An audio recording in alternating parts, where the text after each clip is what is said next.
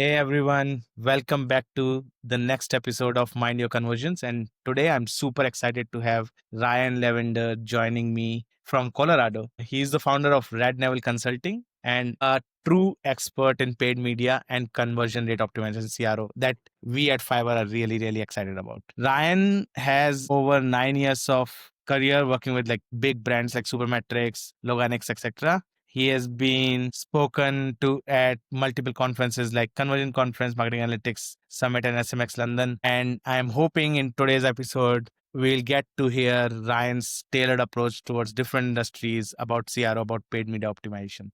So, Ryan, welcome to the show. I'm super excited to have you here. Yeah, thanks for that awesome intro, Ankar. Thanks for having me. Happy to be here. Let's get into it. Yeah.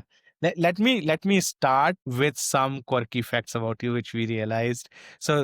So one thing, rednavel, the company that you are representing, my team realized like made with reversing your name. It's a very keen your team picked up on that because it's 99% of the time I will eventually say that, if I get working with a client, I'm like, just so you know, it's not the weirdest business name you've ever heard. It actually is my last name backwards. Usually it's that I literally see the light bulb go off kind of thing. So it's kind of funny when I say that. They're like, oh, got it. Yeah. So that's my last name backwards is rednavel. Awesome. And one thing, Ryan, I was somewhere we picked it up that you like call yourself kind of like a marathon procrastination balance It's kind between of intense focus and downtime. What does that mean? Like, I would love to know. Something could be useful for me. right. I don't know if it's used as more of an oxymoronic term of just, kind of procrastination. Obviously, just kind of means leaving things till the last minute. But obviously, if you're going to run a marathon, it means you're probably planning ahead in advance. And I did that earlier in my career. I actually was a runner in high school and college and, as an athlete and kind of a thing. And I did that a little bit after college. And Colorado, as you probably know, is kind of a lot of outdoorsy people here. And so I kind of really got into running when I moved out here, and I'm going to train at altitude. But then I got into marketing, and obviously it's a busy life and family. And so now I'm still a marathoner, but I very much procrastinate and say, yeah, I'm going to run this in, 10 months, and then I start training in 8 months, kind of thing. So not the best advice if you want to stay injury free. Yeah. Makes So sense. don't do that. Yeah. Yes. Yeah. It's hard not to out here in Colorado. And I call it beautiful pain because I like to trail run a lot. And so you get up higher, it gets a lot harder, but it is very, very beautiful. Cool. Awesome. Ryan, jumping in almost 9 years in marketing, doing paid media, doing CRO. What made you begin in this space, and like why did you start Rednavel Consulting? Yeah, I out of need for a job back in the day in the earlier years of my marketing career. The irony was that my first marketing job was at a car dealership, and I didn't own a car, so I more so needed a job at the time. And I had a nice bike, kind of as it goes in Colorado. The joke is like your bike is nicer than your car or costs more than your car. So I was biking to work at a car dealership, which is again pretty ironic. Needed a job. The first marketing job I had was kind of more in the social media side of things, which, organic social media. So it wasn't necessarily into ads yet. And probably the only job in my career where it felt like a job right early on, where I didn't like it all that much. But I've always been pretty good, I think, at problem finding and not just problem solving. And probably my curiosity led me into, okay, well, how do you know where this lead came from to buy this car? Kind of these attribution type questions where, a lot of the team was just like, oh, well, we just brought on Ryan and our sales are up, our leads are up. And I was thinking to myself, I'm like, I didn't really do a whole lot to affect those, I don't think, but I really want to know how I can prove this. So that's what kind of led me into the attribution conversation and me getting more into their CRMs and their backend data. And that's where I went down a rabbit hole, but a very good rabbit hole of the curiosity and into attribution and really in analytics at that point. And so early in the early days was working for that car dealership, and in a couple of years, I did good work, and they were like a group dealership, and they had 4 different dealerships under that organization. And I was just doing work for the one, and they were like, what would it look like if you wanted to do the rest of these dealerships in terms of the digital marketing strategy. I was excited. We all have grand visions for, oh, they're going to double my salary. And I was so naive back then. And so it was, I think it was about a 10% pay increase. And I was thinking to myself, like, if I had an agency, this would be 4 different invoices, and that's what was the kind of the impetus of doing my own thing, basically. Awesome. No, this is so cool, right? Like you realize that I think like you were not naive because you realized that a 10% bump versus having an agency would make sense. Like I agree. But Ryan, like fascinating that you went down the rabbit hole of attribution. I think this is one single field that from my days at Nestle to my days of running fiber has been a pain. Like you like everybody is so like do you do last click attribution, is the lead from Facebook or from Google, but the user came first time from Facebook but converted through Google. So many matrices, so many paths. How do you like tell a customer? Because a lot of times, at least when I was a customer, if I was on the other side of the table, I would always Right. say, hey, if the last click is Google, why are we paying Facebook? Let's just shut Facebook campaign down, and not Right. realizing at the top of the funnel is driven by Facebook, maybe the bottom of the funnel is Google, but still top of the funnel is important, right? So how do you handle your customers when they ask these questions to you? Yeah, I mean, it's such an interesting topic, and I also want to hear your input as well on kind of how, because it's like the if you ask the question, how are you solving attribution? It's like it's the wrong question in the first place, because we could be alive in 300 years and probably still not solved. So it's like it's never going to be solved, and it doesn't need to be solved. Is kind of my viewpoint on it. I like to really flip the mindset of it because it is such a hard thing to solve for, and I will say that I'm not a big fan of attribution models like DDA, like data-driven attribution, which is Google's attribution. Of course, Meta is getting into and has gotten into the incrementality game with their MMM models, and that's better, I think, because I like to think about contribution more than attribution. But of course, that one is also going to give Meta more credit probably as well. So I'm not a fan of the black boxes where I don't know what's happening. And so I do like last click just for the fact that there's limited time between the click and then what I'm measuring for.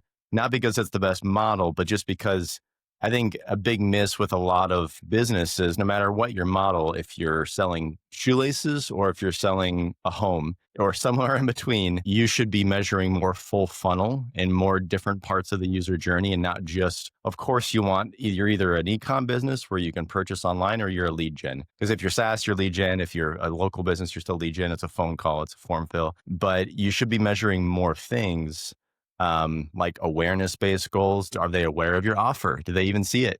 Are they engaging with your pricing, your videos, your FAQs, all these other things that are sort of piquing their interest before they end up doing the final thing? Because it's not every campaign should be the goal to get married on the first date, to do the purchase. Of course, you have to do all these other things before that. And so all that to say, I was originally starting with, I like to flip the conversation to clients and say, what was the job of this campaign? What was it supposed to do?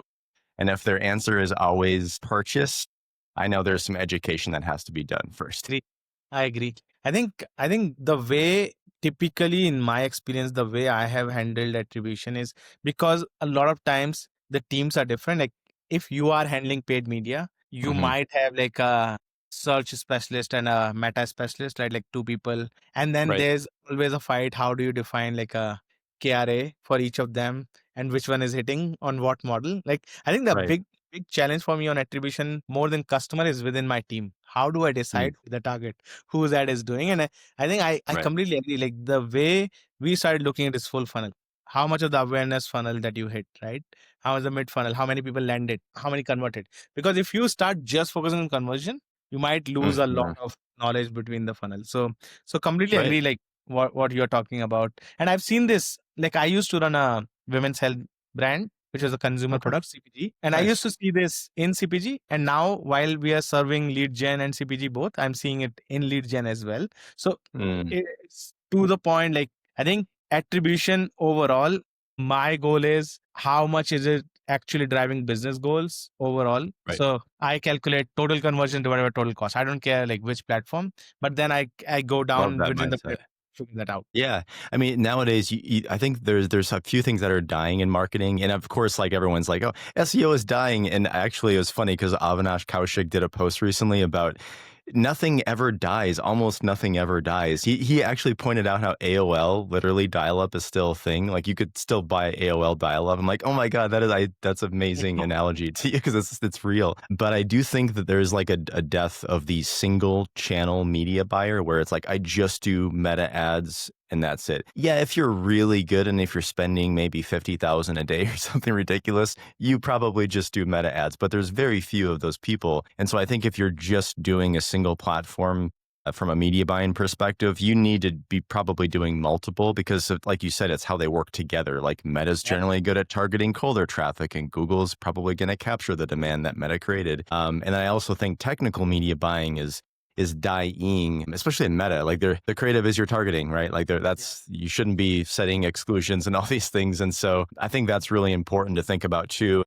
Getting into the attribution contribution piece, I'm a huge fan of things like, okay, if we reduce our spend on Meta by 50%, let's say do the opposite. If we increase our spend by 20%, do we see 20% more transactions in Shopify? That kind of thinking as opposed to, just looking at, did this take credit for something that was already going to happen? Right? No, I agree. I think this is fundamentally going back to in CRO, we have this concept of A/B testing, right? Which is a huge one. This is fundamentally going to A/B testing. Like, hey, your A base lever is that this is what the traffic Meta is sending. This is what the conversion is. Let's increase that traffic, and then the B will then the conversion increase that much only. Right? So you actually running kind of like a A/B test, and Meta is also set up.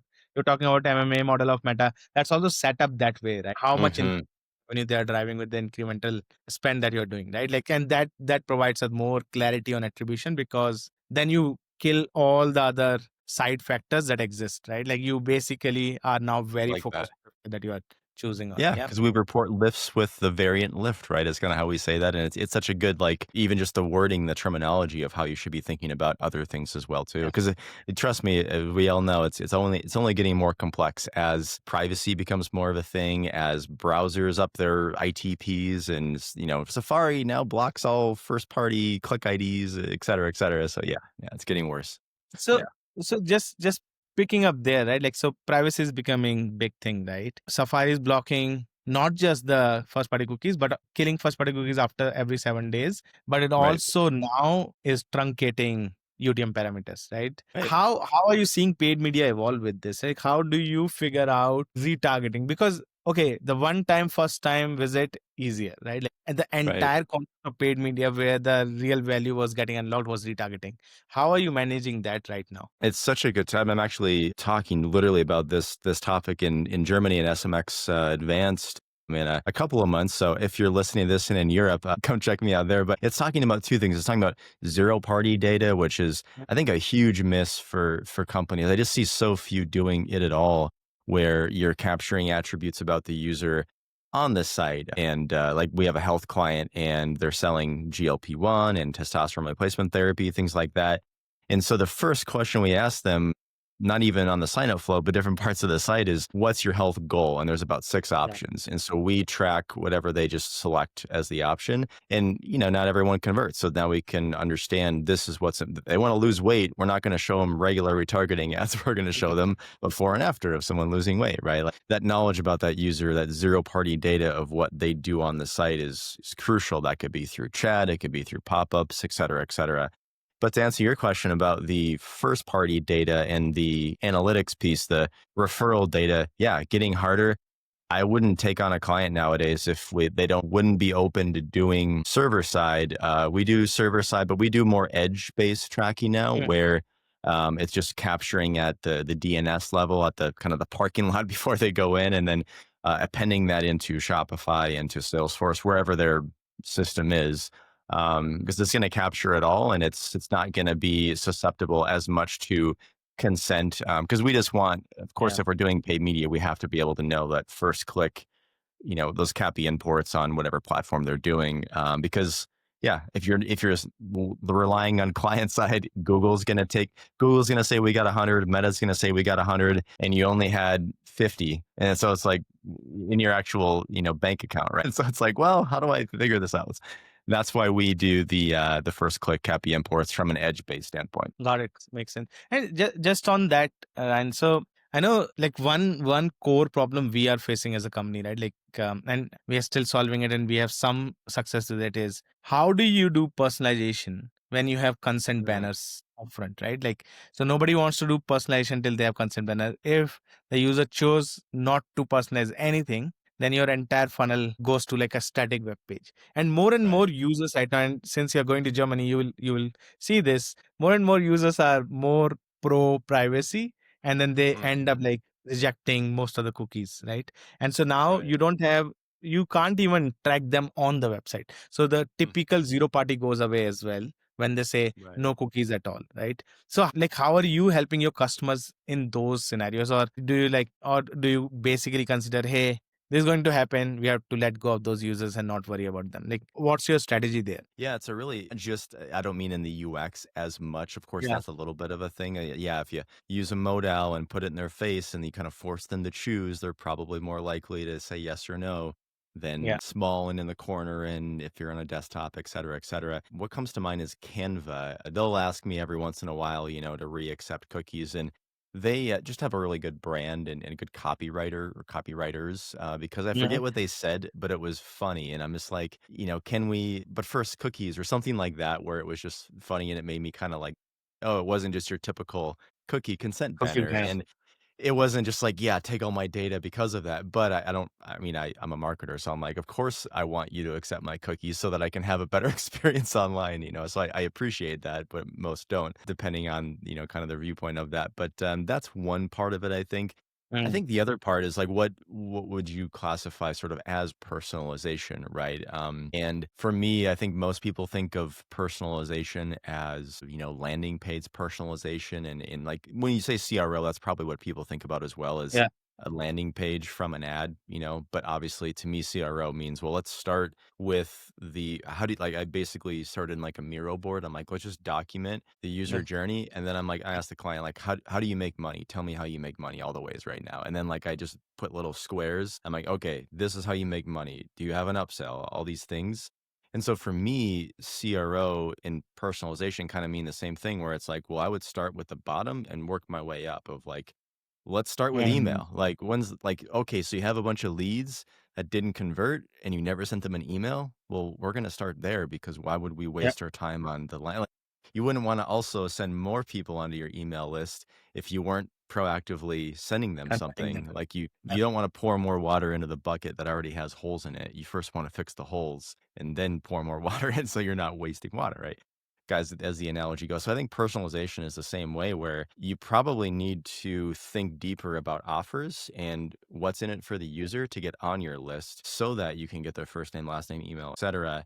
And yeah, so like, don't try to be better at the UX and being like like hacking the way to like get them to accept a cookie. Make a better offer. Like, spend that yeah. time thinking about a better offer, because that's going to be the bigger leverage in lifting your business anyway. Is creating an offer that they'd feel stupid to say no to.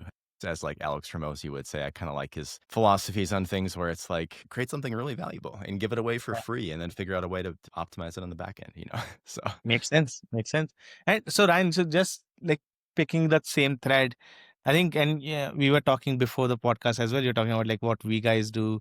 We are trying to think how websites can like learn from themselves directly. Kind of like, Right. so I have this analogy. I sometimes feel it's too much in future, but it's like I call URL as an agent. So every Okay. URL kind of have a mind of their own, and website is a combination of all these URLs, such Right. that if you have a product A and product B, they're talking to each other. Not a product manager talking to each other. The products are talking to each other, Okay. learning why one is doing better and another is not, and like changing themselves. Right. That's what we are trying to do. The manifestation of that is, can you do personalized journeys, figuring based on the zero party data that you have, based on the ad data that people have consumed, right? The Right. targeting that you've done in the ad from which they have come. Bring all of that together and create a personal experience, and not just on that landing page, but overall Mm, on the funnel that they go further into, right? Right. Right. That's what we're trying to do. And so one thing that It's an I've important problem to always solve. That's complex. I mean, but that's you're talking about like what comes to mind is like a CDP basically as well, right? so we are not creating a CDP, but like, can we sit on top of a CDP and mimic everything Yeah. on top of Use it? the Like CDP's learn from the data. CDP and do it. Yeah. Yeah. Yeah. I get that. Okay. Okay. Yeah. Yeah. That's And super and so interesting. Tell me more. so so two things, right? Like one you touched upon how important are CDPs. We are seeing a lot of people adopting CDPs now, but still it's not that deep, right? Yeah. And Right. second is personalization. Is it even required? Like a lot of marketers agree, but they don't do it, right? Like we go and pitch and we're like, oh yeah, this is so awesome, this is what we want to do, and then like 30 days out of the time we are still chasing when to start. So is it a problem good to have, worth solving, must have? Where do you classify it? Yeah, I think people they hear the word personalization. Maybe it's my own bias of like going to conferences and hear like what people like David, I think Manenheim, I want to say, I may be pronouncing his Mm, last name wrong, but he spoke at a Winter's conference Spiro put on, and he did it for like Disney, so like he's doing it yeah, at a very high level.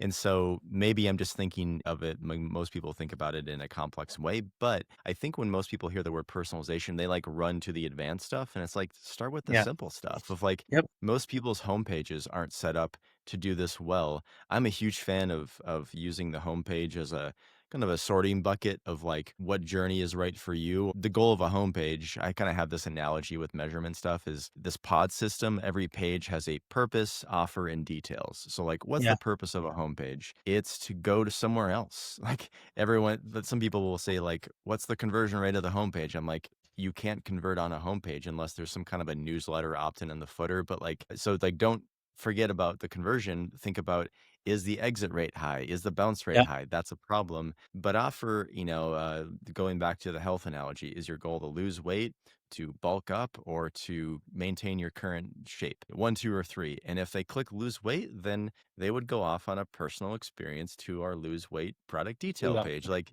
and then I think more about personalization in terms of onboarding. I think, every business has some level of onboarding. Of course, SaaS is a little bit probably more complex than ecom. Ecom you buy, and your thank you page is probably your onboarding of like, what's my expectation of when am I going to get this product? But I see one of the things I think is a huge miss, besides just the homepage self segmentation for personalization, is when I see lead gen businesses and I submit the form, right? And I see the thank you page and it just says thank you or like some brief message. yeah, It's like, why not make a quick video of who you're about to meet with? So like you could get to yeah, know them before you meet with them. So the time you meet with them on a call, it's the second time you've like gotten to know them, right? You already kind of know, hey, I saw a video of Ankar and now I'm on a podcast with him. Like it just elevates you above what everyone else yep. does. And so that's personal too. And it's not fancy by any means. It's just upload it to YouTube and put it on the thank you page and call it good. So start simple.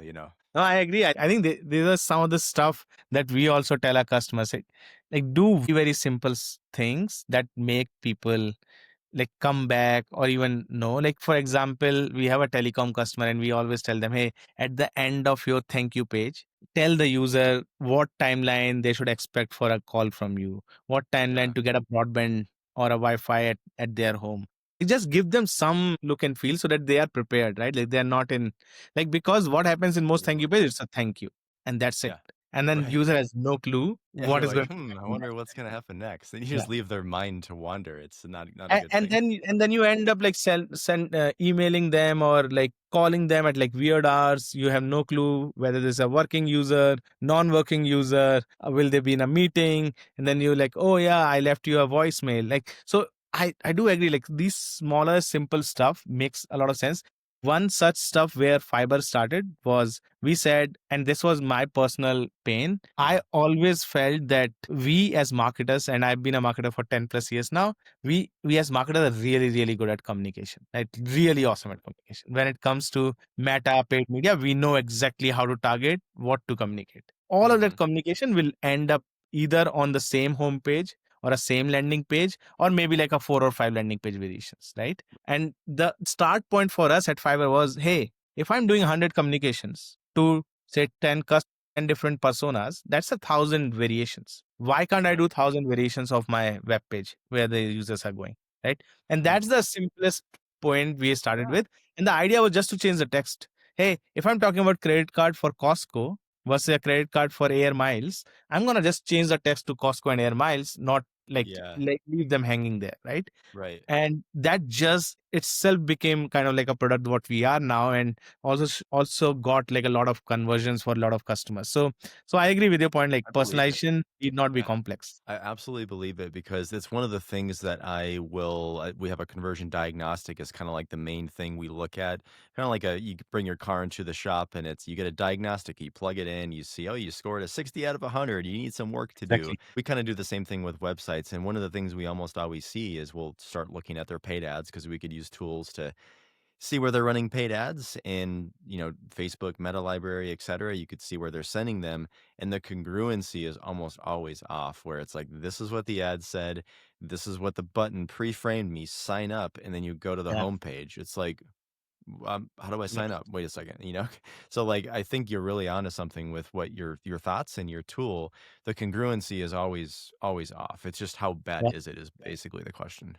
And fortunately now we have AI that we can do it at scale as well. Earlier it was all manual stuff. You have to do one by one by one. But like now, Yeah. like you have to do 1,000 variations. You can actually do it with AI because it's And possible now.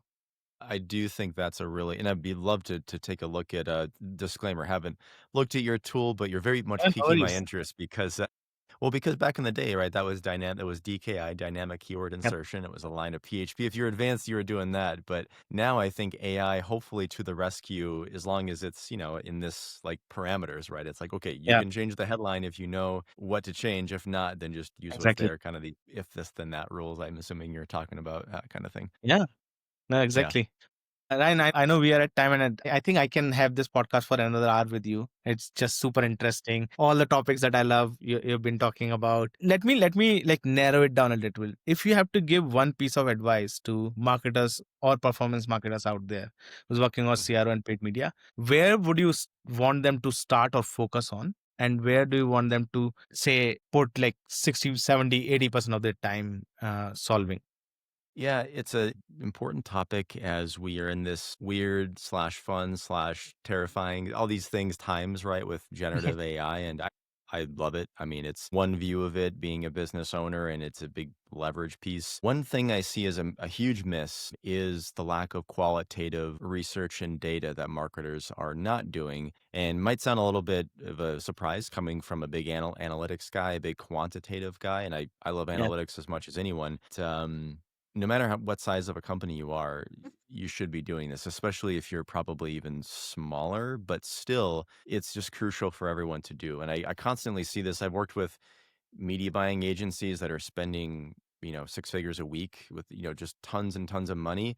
And they have never talked to the customer. They've never listened to a sales conversation. They've never done a survey. They've never done a user testing. They've never done any of that. They rely on analytics and competitive insights. And those are great. Those are forms of research, but in terms of those being the only ones you should be doing, it's a massive miss yeah, because you're losing the empatheticness. You're losing capturing that empathy from the end user. Because if you think about it, being empathetic is hard to do.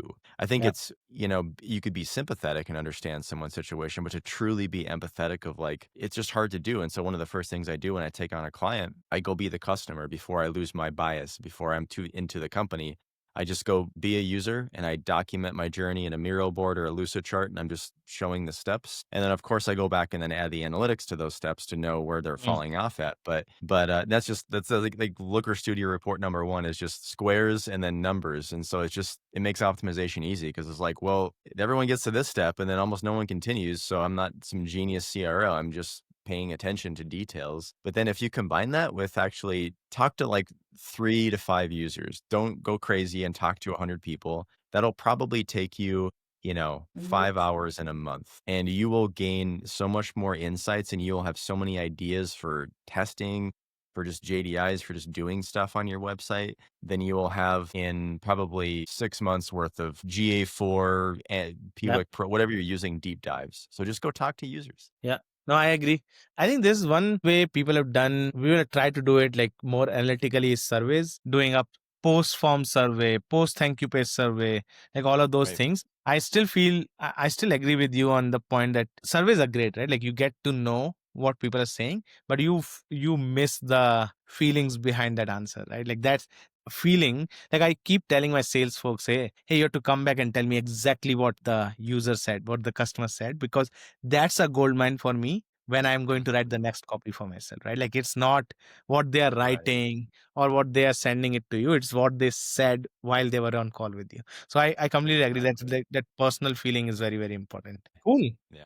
Awesome, Ryan. So let me ask you one last question, and I ask everybody who does a podcast with me: if Okay. not the field you are in, what will be your other dream job or dream field that you would be part of?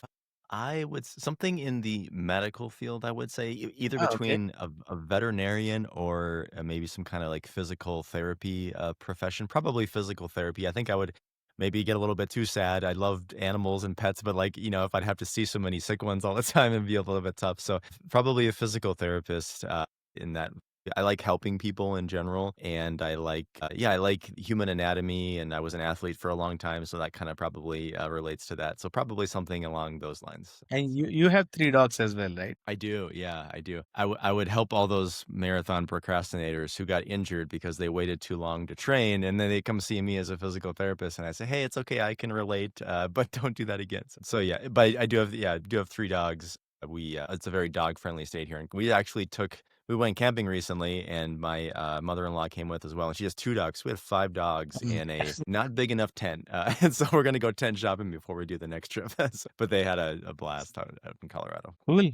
And thanks a lot for coming on the podcast. Really, really loved having you here. I loved our conversations. I think we touched upon something that I've not touched upon so far in any of my podcasts, which is attribution. And I think it's very important. Might not be relevant over time, but it's definitely an important piece. And I think I could have talked a lot more. But thank you for coming and thank you for being part of this. Thanks for having me, Ankar. This was a great conversation, and yeah, let's do it again sometime. Sure.